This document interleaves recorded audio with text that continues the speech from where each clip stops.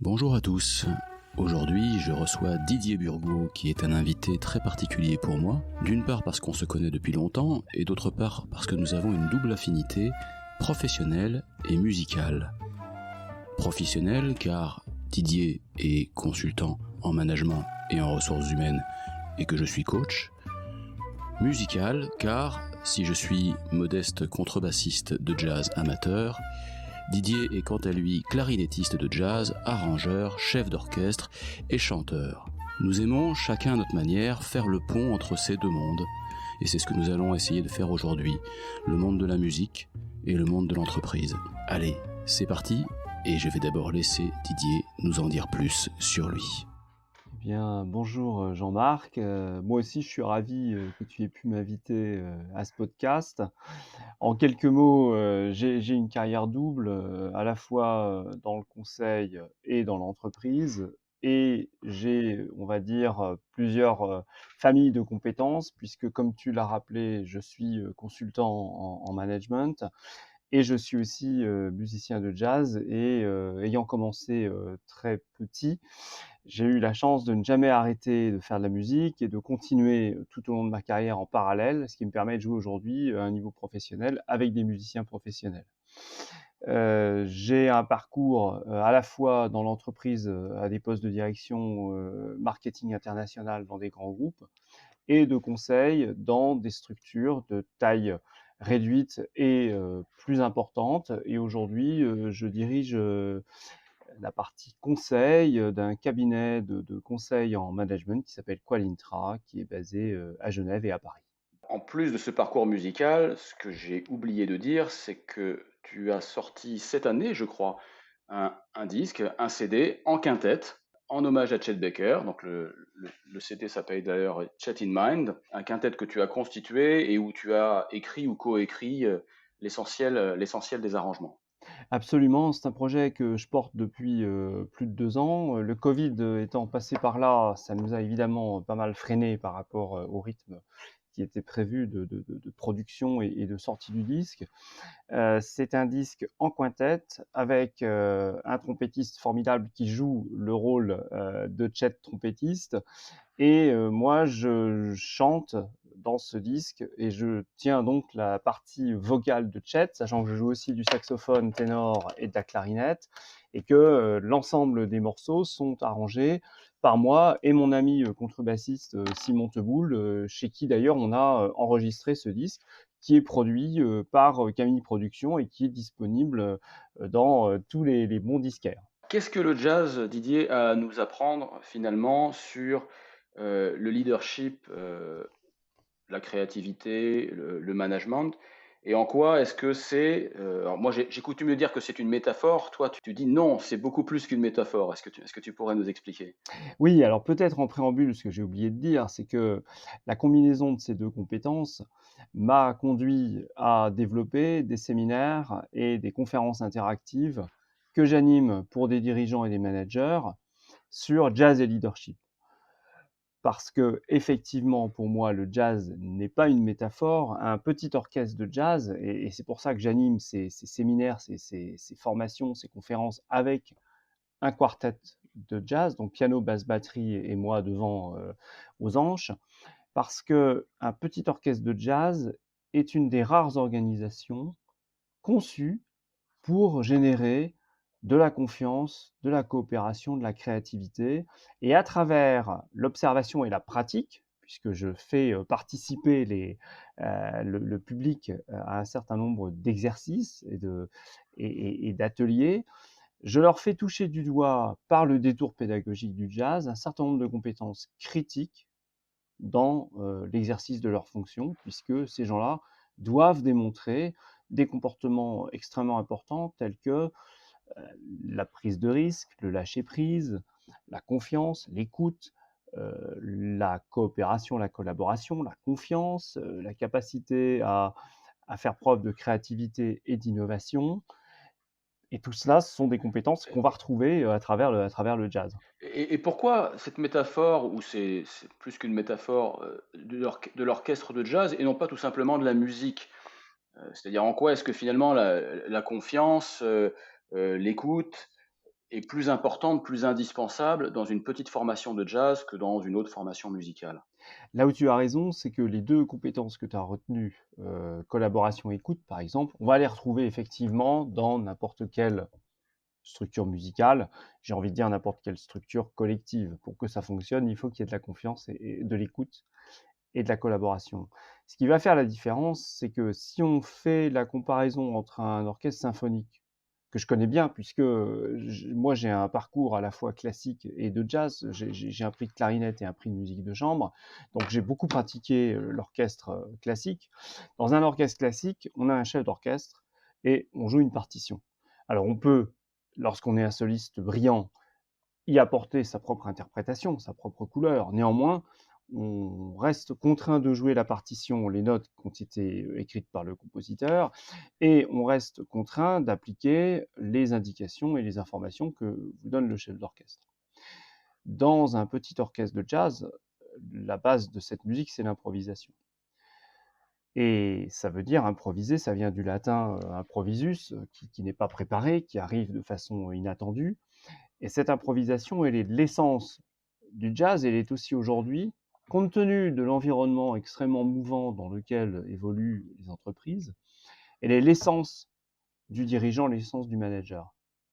Ce qu'on peut peut-être dire pour ceux de nos auditeurs qui ne seraient pas familiers avec le jazz, c'est que un musicien de jazz, il peut tenir, entre guillemets, 10 minutes, 30 minutes et même plus, avec des fois une partition qui tient sur une seule page, hein. C'est-à-dire, ça va être 12 ou 32 mesures, une mélodie, une grille d'accords, et puis c'est tout. Et C'est vrai, le musicien de jazz, c'est un musicien de l'instant. C'est un musicien qui réinvente en permanence sa propre musique. Et d'ailleurs, toi qui es jazzman aussi, tu le sais bien, si on n'enregistre pas l'improvisation d'un musicien de jazz sur l'instant, il y a très très peu de chances qu'on puisse capturer de nouveau la même musique. Parce que par essence, cette improvisation est une création spontanée qui va, au fur et à mesure de son exécution, se transformer et prendre des couleurs et des notes différentes.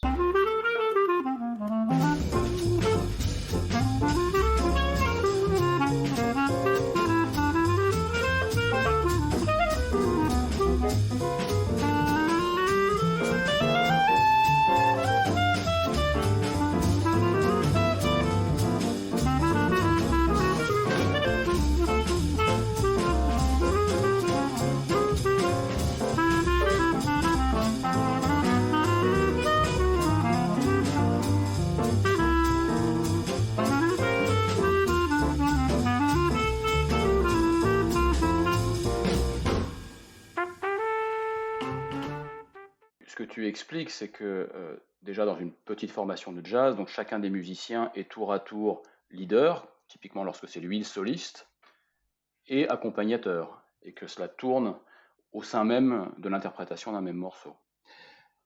Ce que tu soulignes, pour moi, est absolument fondamental. L'idée que j'aime bien dans ce que tu viens d'exposer, c'est que le jazz peut offrir un modèle alternatif au management traditionnel. C'est-à-dire que dans une petite formation de jazz, on est tour à tour soliste et accompagnateur. Ce qui veut dire que tour à tour, on prend le lead, c'est-à-dire qu'on va être au premier plan, on va être sur le devant de la scène et le projecteur va être tourné vers nous. Et le coup d'après, on va se trouver en support, et d'ailleurs le parallèle avec les fonctions support dans l'entreprise est extrêmement intéressant, on va se retrouver en support des autres, ce qui génère et comment dirais-je, force un petit peu cette coopération, pour le dire avec humour. Si moi j'accompagne mal mon petit camarade, il y a de fortes chances qu'il me rende l'appareil. Donc il y a une espèce d'obligation, tous, à jouer dans le même esprit pour obtenir à la fin un produit de qualité et quelque chose de beau. Alors, l'improvisation, je ne sais plus qui disait l'improvisation ne s'improvise pas. C'est-à-dire qu'évidemment, en tant que musicien, pour improviser, il faut que j'ai une connaissance évidemment de mon instrument pour commencer, ensuite de l'harmonie, évidemment un bon sens du rythme, etc. Donc, il faut que je maîtrise un certain nombre de codes et de langages et que je les partage avec les petits camarades avec qui je joue. Mais même en ayant tout cela et en ayant tout cela à un bon niveau, c'est quand même à un moment donné une prise de risque et un saut dans le vide. Je me lance en espérant que j'aurai un contrebassiste pour me donner le tempo, un batteur pour me le transmettre, un pianiste ou un guitariste pour me faire un support harmonique et que tout ça se passera en bonne intelligence. Et il y a des possibilités d'erreur. Avant de répondre sur ce point prise de risque, qui est évidemment fondamental et inhérent à l'improvisation, je voudrais revenir sur un point très important que tu soulignes, qui est la préparation.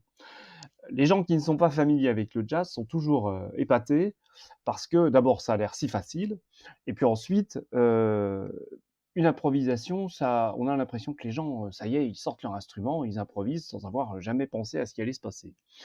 En réalité, on ne peut improviser correctement que si on a travaillé son instrument. Donc la préparation, c'est évidemment le travail de l'instrument.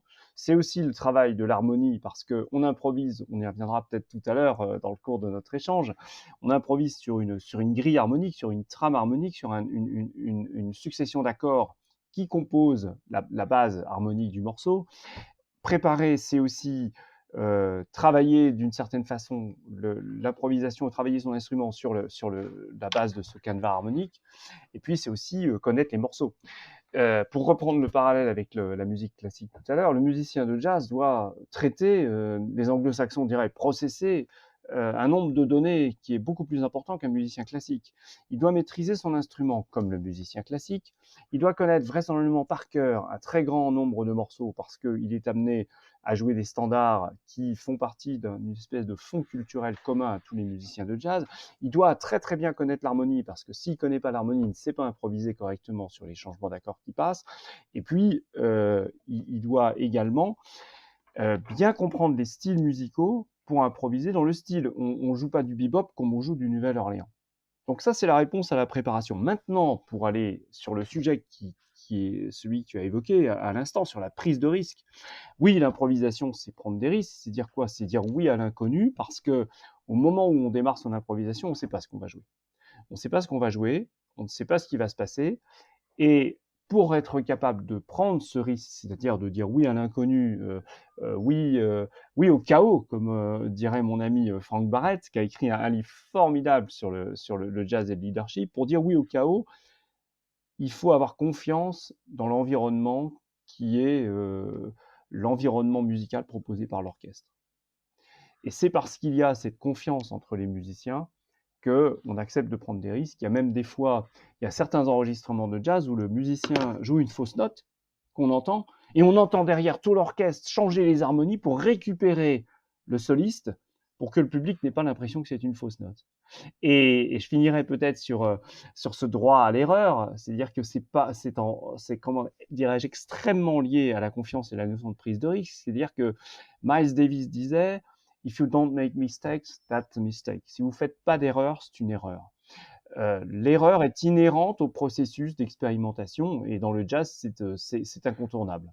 Ce que disait Miles Davis, c'est si vous ne faites pas d'erreur, c'est que vous n'allez pas assez loin, c'est que vous ne vous rapprochez pas de vos limites. Pour savoir où sont nos limites, il faut de temps en temps un peu les dépasser. Et donc finalement, ce qui permet l'improvisation, moi je retiens deux choses de ce que tu dis, c'est il faut à la fois un cadre conceptuel, formel, donc une culture commune, une connaissance de l'instrument, de l'harmonie, de la théorie, et il faut aussi un cadre relationnel, c'est-à-dire je sais que je peux compter sur les musiciens qui jouent avec moi, et je connais éventuellement leurs atouts respectifs et leurs limites respectives, et comme eux connaissent évidemment les miennes, parce que quartet de jazz, ce n'est pas nécessairement le quartet ou le quintet de Miles Davis. C'est le fait de bien se connaître mutuellement qui va aussi permettre, j'imagine, de rendre cette improvisation aussi ambitieuse que possible. Et cela s'appuie sur l'ouverture. C'est-à-dire que dans un petit orchestre de jazz, chacun a le droit d'improviser, de prendre un solo quand il le veut, s'il le veut. Et c'est cette ouverture aussi qui génère cette confiance et cet échange. C'est-à-dire que chacun sait que s'il a envie de jouer, ben, il aura l'espace nécessaire pour le faire. Et en revanche, si pour des tas de raisons, il n'a pas envie d'improviser ou il n'a pas envie de prendre un solo, ça ne lui sera pas reproché. Et ça contribue beaucoup à la création d'un espace de confiance parce que la place est laissée à l'autre dans toutes les dimensions, à la fois dans la liberté de jouer ou de ne pas jouer, mais aussi dans la capacité d'accepter des morceaux que chacun va proposer. On a tous, en tant que musiciens, des centaines de standards à notre actif. Dans l'hypothèse où on arrive le jour du concert en n'ayant pas joué les uns avec les autres, ça peut arriver aussi, eh bien, on va se mettre d'accord sur un répertoire commun, qui est, si je fais un parallèle avec l'entreprise, un fond de valeurs ou d'activités ou de missions communes. Et c'est parce qu'on va se retrouver sur ce fond culturel qu'on va produire encore une fois une belle musique.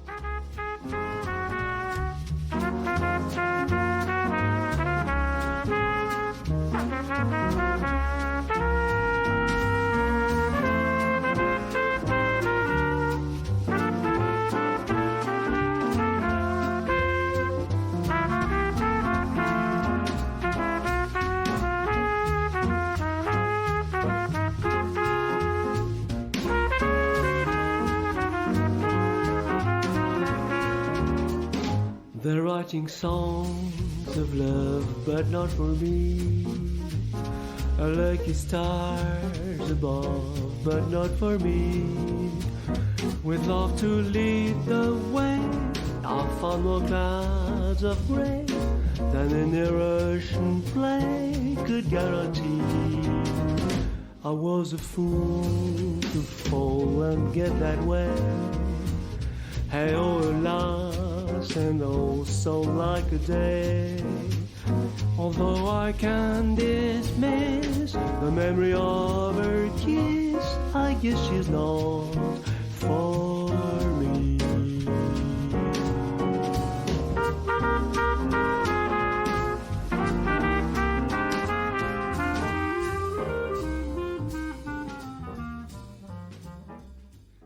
On a coutume de dire que la créativité, il y a beaucoup d'artistes qui disent ça, que la créativité nécessite la contrainte. En littérature, on va le trouver dans des cas extrêmes comme l'école de l'Oulipo, par exemple, ou Georges Perec, qui s'est fixé la contrainte démentielle d'écrire un livre entier sans la lettre E, ce qui en français est absolument inconcevable. Est-ce que tu pourrais développer cette notion de liberté dans un cadre, Didier?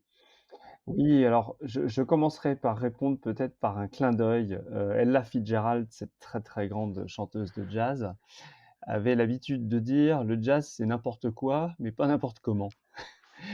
Et derrière cela, ça veut dire effectivement que on improvise, mais on n'improvise pas comme on pourrait se l'imaginer de façon totalement débridée, en se libérant totalement d'un certain nombre de règles ou de contraintes. Et j'aime bien ton expression liberté dans un cadre parce que, en tout cas dans le jazz, jusque dans les années 50, avant l'arrivée du free jazz, le jazz que je joue en tout cas s'appuie sur des morceaux qui ont une trame harmonique. Je vais essayer de ne pas être trop compliqué pour nos auditeurs. Il faut essayer de disséquer la musique en deux choses. D'un côté, les notes qui constituent la mélodie du morceau, et de l'autre côté, des accords qui en constituent les fondements et qui en constituent les bases. Si je ne regarde que les accords, je peux, avec la suite de ces accords, en gardant le morceau et en retirant les notes, remplacer toutes les notes qu'on joue par d'autres notes. C'est ça l'improvisation, à partir du moment où on conserve les accords qui constituent le canevas du morceau. Donc, l'improvisation consiste finalement à respecter l'enchaînement des accords et à respecter cette trame harmonique, et dans le cadre de cette trame harmonique, de jouer les notes qu'on veut, dans l'ordre qu'on veut, au rythme qu'on veut. Un petit peu comme en entreprise, je peux faire ce que je veux dans la limite des objectifs qui me sont donnés, des moyens qui me sont alloués et des processus informatiques, par exemple, que je me dois d'utiliser. Mais absolument, et j'irai même un peu plus loin, si je garde le parallèle que tu fais avec l'entreprise et les processus sont souvent vécus comme des contraintes. Eh bien, l'approche du jazz permet de se dire, bah, tiens, le processus, c'est un cadre, et dans le cadre de ce processus, je peux faire à peu près ce que je veux. Et je peux donc me l'approprier à partir du moment où j'en respecte les limites. Et si je refais le parallèle dans l'autre sens, tout ceci est bel et bon à condition que ma grille d'accords ne soit pas trop complexe. Parce que moi, alors j'ai pas ton niveau, mais si la grille d'accords, s'il y a 4 accords par mesure et des accords très biscornus, il y a un moment, je vais déjà avoir du mal à les suivre. Alors improviser dessus, n'en parlons même plus. C'est très amusant ce que tu dis parce que une de nos tâches parfois consiste à simplifier les accords et à simplifier la grille harmonique pour qu'on puisse plus Mmh. facilement improviser dessus. Et là, le parallèle avec l'entreprise est évidemment très, très, très, Ce très qu'on appelle en proche. musique réharmoniser. Mais est-ce que c'est toujours possible de réharmoniser en entreprise? En tout cas, ce n'est peut-être pas donné à n'importe qui dans le Alors, je crois qu'aujourd'hui, beaucoup d'entreprises souffrent d'une grande complexité. Et moi, ce que je dis souvent à mes clients, c'est que vous ne pouvez pas vous permettre d'être aussi complexe en interne que l'est votre environnement. Et donc, comment vous assurer que vos processus ne sont pas trop complexes pour favoriser la créativité, l'innovation, pourquoi pas l'improvisation? il faut un cadre, il faut une structure, mais au-delà de la dose prescrite, hein, c'est un peu comme un médicament ou beaucoup d'autres choses peut l'étouffer, en fait. C'est exactement ça. Et alors, si on continue le parallèle, Didier, parce que donc, la grille harmonique, on fait le parallèle avec les process en entreprise. Le tempo, le fameux tempo que donne le jazzman au début du morceau, ça serait quoi en entreprise? Alors donner le tempo, pour nous musiciens, c'est quelque chose d'extrêmement important parce que c'est beaucoup plus que donner une indication de vitesse. C'est projeter l'orchestre dans le produit final, c'est projeter l'orchestre dans la réalisation musicale. C'est un peu comme si, en entreprise, on lançait un projet ou on démarrait une réunion. Donner le tempo, c'est, donner de la vision et donner de la perspective. Et d'ailleurs, ce qui est très intéressant, c'est qu'en jazz, un peu moins en classique, parce que les tempos, là aussi, les tempi, là aussi, sont, comment dirais-je, prescrits par les compositeurs. Mais en jazz, où on peut vraiment avoir beaucoup de liberté, il existe des morceaux qui sont interprétés avec des tempi différents, et parfois ce sont des morceaux différents, tellement le tempo a une incidence sur l'expression mélodique, l'interprétation, l'exécution même du morceau. Donc pour un chef d'orchestre, donner le tempo, c'est pour ça que souvent les musiciens de jazz, on les voit prendre leur temps. 1, 2, 1, 2, 1, 2, 1, 2, 3, 4. Parce qu'ils s'assurent que tous les musiciens sont prêts, que tous les musiciens sont bien alignés, pour reprendre un mot d'entreprise, sur le tempo que le chef d'orchestre va donner. Transposé à l'entreprise, donc tu parles d'alignement sur une vision, sur une stratégie. Sur un projet, quand le chef d'orchestre donne son tempo, il a une vision du morceau et de ce qu'il veut atteindre. Peut-être la différence d'ailleurs, c'est intéressant si on continue, Ouais. alors là, du coup, à filer cette métaphore, parce que c'est bien, ou à poursuivre ce parallèle. Le tempo peut être mis en cause. C'est-à-dire que moi, quand je suis chef d'orchestre, parce que ça tourne, de temps en temps, c'est pas moi, de temps en temps, il m'arrive simplement de jouer comme un sideman, c'est-à-dire comme un musicien dans l'orchestre, c'est pas moi qui suis le chef d'orchestre. Mais lorsque le chef d'orchestre donne le tempo, il lui arrive de poser la question, est-ce que ça vous va? Parce que on peut tous ne pas être d'accord sur un tempo. Moi, je peux trouver que c'est trop lent, un autre peut trouver que c'est trop rapide. Et donc, avant de donner le tempo définitif, très souvent, le chef d'orchestre se retourne pour dire: «OK, ça vous va?» Tu vois, le parallèle que je pourrais faire, c'est qu'en jazz, on peut éventuellement ralentir ou accélérer un peu le tempo si les musiciens le souhaitent ou si ça leur permet de faire quelque chose de plus beau ou de plus créatif. Également, pour certains instruments ou encore bien davantage, s'il y a un chanteur ou une chanteuse, on peut décider de monter ou de descendre la tonalité du morceau pour qu'elle soit plus praticable pour l'interprète. Donc, l'équivalent en entreprise, je me dis que ce serait prendre en compte finalement les compétences et les limites de chacun. Oui, et le parallèle pourrait être avec l'écoute. C'est-à-dire que demander l'avis des musiciens sur le tempo, c'est aussi écouter leurs attentes. En entreprise, ce qu'on observe très souvent, c'est qu'il peut y avoir une accumulation de priorités.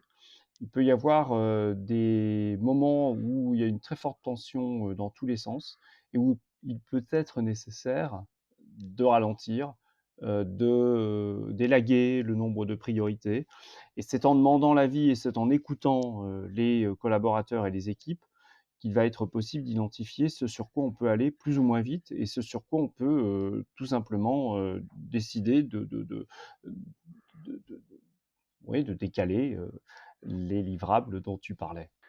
Comment cela se passe finalement pour se développer en tant qu'orchestre, en termes de qualité de performance? Comment est-ce qu'on parvient au fil du temps à développer l'intelligence collective? Alors d'abord le feedback, on s'en donne et on l'accepte parce que j'ai la chance, si je prends mon exemple, de travailler avec des musiciens qui sont de très, très, très haut niveau. Quand quelqu'un comme Brice, le trompettiste, ou Simon, le contrebassiste, me font des remarques sur, à un moment, la justesse ou sur, telle note que j'aurais pu faire différemment, bah oui, je l'écoute et je l'entends, et je l'accepte et je retravaille, dans cette direction-là. Ensuite, à travers les concerts qu'on fait, on a la chance parfois d'être enregistrés. J'écoute avec beaucoup d'attention les enregistrements pour voir ce que j'aurais pu faire mieux, différemment, de façon, plus musicale. Donc le feedback, on l'accepte et on le prend en compte parce qu'on a un tel niveau de confiance et de respect mutuel qu'on sait qu'il va être donné avec bienveillance et dans un esprit de progrès. À côté de ça, comment on développe des compétences d'un orchestre? Il y a plusieurs façons de le faire. Première façon, c'est évidemment de travailler son instrument. C'est-à-dire qu'à notre niveau, il serait impensable de monter sur scène sans avoir retravaillé les arrangements, sans connaître les morceaux, sans savoir en gros la trame harmonique sur laquelle on va improviser. La deuxième façon de développer des compétences, c'est d'élargir le répertoire, d'apporter des morceaux qui vont être différents, avec des styles différents, d'apporter des morceaux qui vont être de plus en plus compliqués parce que ça fait monter le niveau collectif. Et puis, et ça peut te faire sourire, une des façons de se développer, c'est aussi de faire venir des musiciens différents dans l'orchestre. La notion de jam session, ou en français de faire le bœuf, elle est fondamentale, en particulier pour le développement. C'est-à-dire que c'est le principe qui consiste à accepter qu'un musicien qui ne fait pas partie de l'orchestre monte sur scène et joue un morceau, 2 morceaux, 10 morceaux avec l'orchestre, même s'il ne fait pas partie de cet orchestre constitué. Les entreprises font-elles des jam sessions? Eh bien, ça, c'est intéressant. Elles devraient en faire. Elles peuvent le faire en accueillant des experts extérieurs, des consultants extérieurs, des gens dans d'autres horizons, des journalistes, des experts, des sociologues. Ça, c'est une façon de faire la jam session.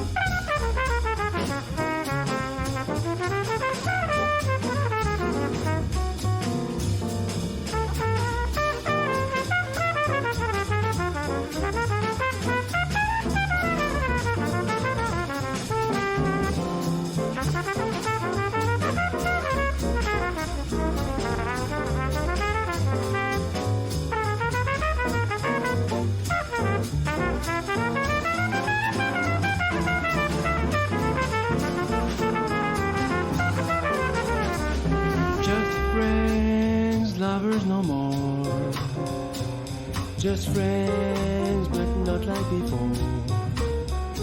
To think of what we've been and not to kiss again seems like pretending it isn't the ending.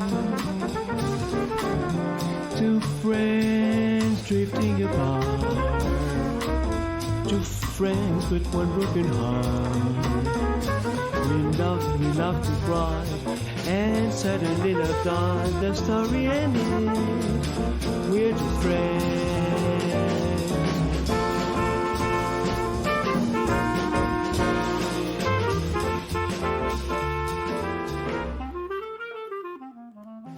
Finalement, au terme de tous ces parallèles, en quoi est-ce que la pratique du jazz t'aide dans ton métier de consultant au quotidien? Alors la pratique du jazz m'aide beaucoup et dans des sphères très différentes. D'abord, je suis amené à prendre la parole, à faire des présentations, à faire des conférences, à animer des groupes de travail, à animer des comités de direction. La pratique de la scène, la pratique de la relation avec le public, tout ce qui va tourner autour de voix, attitude, regard, m'aide énormément dans la façon dont je vais animer et comment dirais-je, convaincre. Donc ça, c'est la première partie.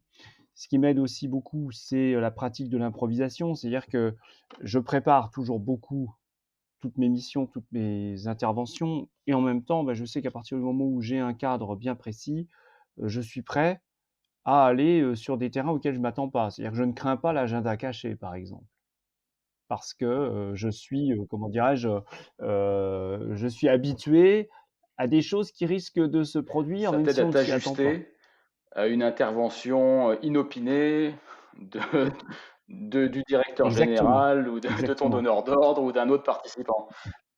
À des questions inattendues. Et puis, ça m'aide aussi beaucoup par rapport à la pensée latérale, think out of the box, penser différemment, parce que l'improvisation nous y prépare naturellement. Peut-être avant de te poser une dernière question, Didier, donc pour ceux de nos auditeurs qui voudraient aller plus loin sur ce thème, il y a notamment un livre que tu m'as fait découvrir, Didier, il y a déjà quelques temps, qui s'appelle Jazz et Leadership de Frank Barrett, donc aux éditions Diateino. Donc le sous-titre, c'est Oser l'improvisation. Et le premier chapitre de ce livre, qui m'a marqué, s'intitule Bousculer les routines, maîtriser l'art de désapprendre. On en parlait il y a quelques minutes et c'est un sujet dont j'ai senti qu'il t'inspirait aussi. Oui, alors je connais bien Franck, avec qui on Ah, a tu as joué. joué avec Je lui? raconterai tout à l'heure Ok. peut-être ce que dit Franck sur le jazz et le parallèle avec le leadership à travers ce que tu viens de dire, c'est il faut apprendre à désapprendre. Il y a une anecdote très intéressante, par exemple, Sonny Rollins, que tu connais sûrement, cet immense saxophoniste, dans les années 60, décide de se réinventer. Il avait l'impression de tourner en rond. Et pendant un an, il est allé travailler son saxophone sous un pont à New York. Et à chaque fois qu'il se prenait à jouer 2 fois la même phrase, il s'arrêtait et il recommençait.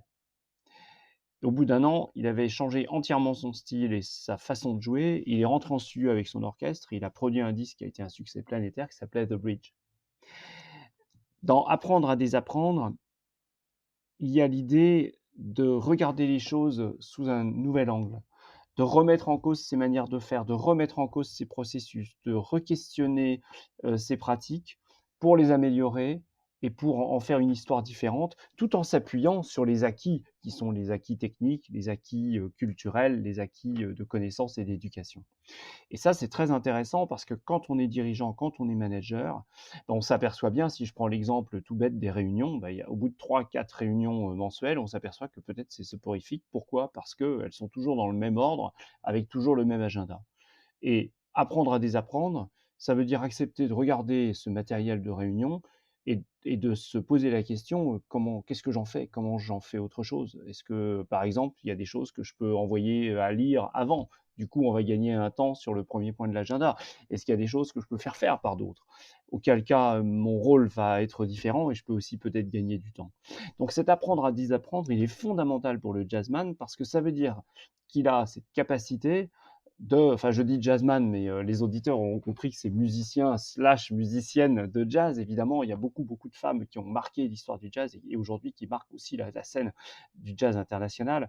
Et donc, apprendre à désapprendre, pour un musicien de jazz, c'est la capacité de remettre en cause et de se remettre en cause. Alors Didier, on approche de la fin de l'année. Là, nous enregistrons, nous sommes à la fin novembre 2022.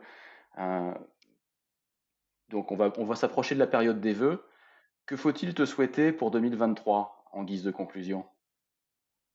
Je crois qu'il faut me souhaiter que les entreprises s'ouvrent encore plus à cette belle musique, parce que lorsque j'anime ces séminaires de jazz et leadership, c'est aussi une façon de leur faire découvrir cette musique. Donc mon agenda caché, c'est qu'ils ressortent avec l'envie d'écouter davantage ce jazz.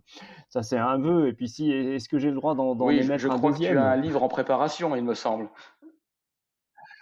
Voilà, j'ai un livre qui sort le 5 janvier, donc ça sera vraiment dans la période des vœux, qui s'appelle Booster votre impact personnel et qui offre des tas de conseils, des tas de recommandations, des tas de tuyaux, des tas d'exemples pour toute personne ayant besoin de renforcer son impact personnel. Il peut s'agir d'inspirer davantage, il peut s'agir de s'affirmer davantage, il peut s'agir de convaincre, il peut s'agir de fédérer, de mobiliser, d'apprendre à dire non.